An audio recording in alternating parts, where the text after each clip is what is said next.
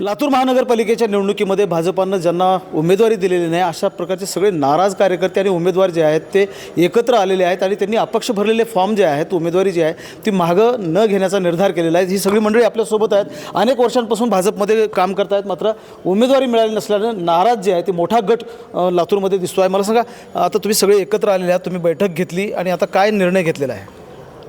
आम्ही अजून निर्णय घेतला नाही। निर्णय आमचा उद्या होईल, पण भारतीय जनता पार्टीचा निष्ठावंत कार्यकर्ता म्हणून येणाऱ्या उपऱ्या उमेदवाराच्या विरोधात माझी उमेदवारी कायम राहणार आहे आणि मी सच्चा कार्यकर्ता म्हणून जनतेसमोर आशीर्वाद मागण्यासाठी जाणार आहे। 25-30 वर्षांपासून तुम्ही भाजपचं नेतृत्व करता किंवा पक्षामध्ये आहात, कशामुळे उमेदवारी डावलली गेली?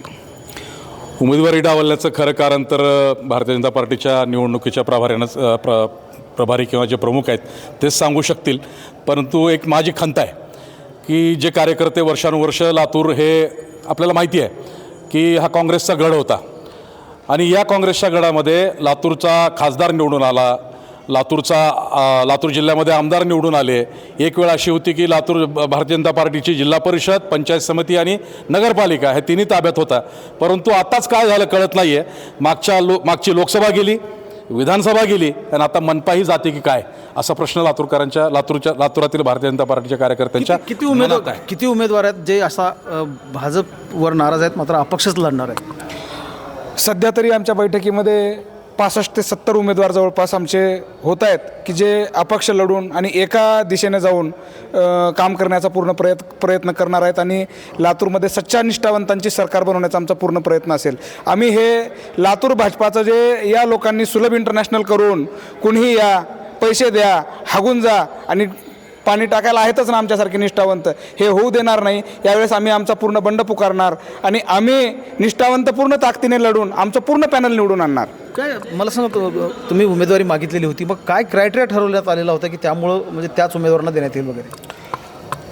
अगदी भारतीय जनता पार्टीचा एक प्रोटोकॉल होता की बाबा प्रथमतः तर हे सांगितलं होतं की जो भारतीय जनता पार्टीचा अधिकृत सदस्य आहे, सक्रिय सदस्य, त्याचा फॉर्मवरती नंबरसुद्धा टाकावा लागला होता भारतीय जनता पार्टीच्या कार्यालयामध्ये। जो आम्हाला फॉर्म देण्यात आला होता किंवा आम्हाला ज्या वार्डातून आम्हाला उमेदवारी मागायची आहे त्या फॉर्मवरती असा उल्लेख होता की तो भारतीय जनता पार्टीचा सक्रिय सदस्य असला पाहिजे। त्यानं भारतीय जनता पार्टीकडे सक्रिय सदस्याची 200 रुपयाची पावती जी भरलेली होती देणगी, ती त्याच्याकडे तो नंबर टाकायला पाहिजे होता। हा कॅटेगरी होता, पण नेमकं अचानकच काय 29 डिसेंबरच्या मध्यरात्री असं काय झालं की एका उमेदवाराने तर अक्षरशः भारतीय जनता पार्टीचा ध्वज पायाखाली तुडवून काँग्रेसमध्ये जाहीर प्रवेश केला होता। तो ना भाजपाचा सक्रिय सदस्य होता, ना तो भाजपाचा कार्यकर्ता होता, ना भाजपाचा तो कुठला प्रोटोकॉल फॉलो केला होता, पण त्याला सुद्धा प्रभाग क्रमांक 8 मधून त्याला सुद्धा उमेदवारी देण्यात आलेली आहे। एकूणच लक्षात घेतलं आपण तर भाजपमध्ये जे आहे ते बंडखोरांची संख्या वाढलेली आहे आणि हे एक मोठं आव्हान आहे पक्षश्रेष्ठीला की यांची समजूत कशी काढायची। महेंद्र जोंधळे, TV9 मराठी, लातूर।